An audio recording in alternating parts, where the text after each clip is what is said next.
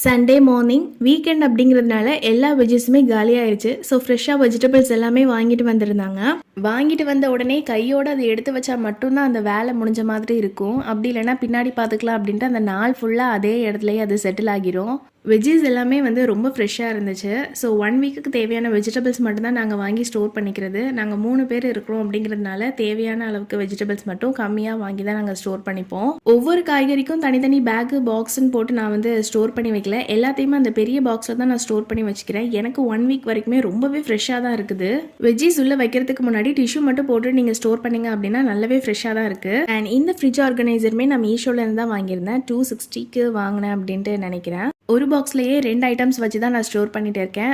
கொத்தமல்லி, புதினா, கருவேப்பிலை, ரம்பலை இந்த மாதிரி 2 in 1 வச்சு நான் யூஸ் பண்ணிட்டு இருக்கேன். நீங்கள் ஃப்ரீயாக இருந்தீங்க அப்படின்னா வெஜிடபிள்ஸ் எத்தனை நாள் வாங்குவீங்க, எப்படி ஸ்டோர் பண்ணுவீங்க அப்படிங்கிறத கமெண்ட்ஸில் எங்க கூட ஷேர் பண்ணிக்கோங்க. நான் பார்த்து தெரிஞ்சுக்கிறேன்.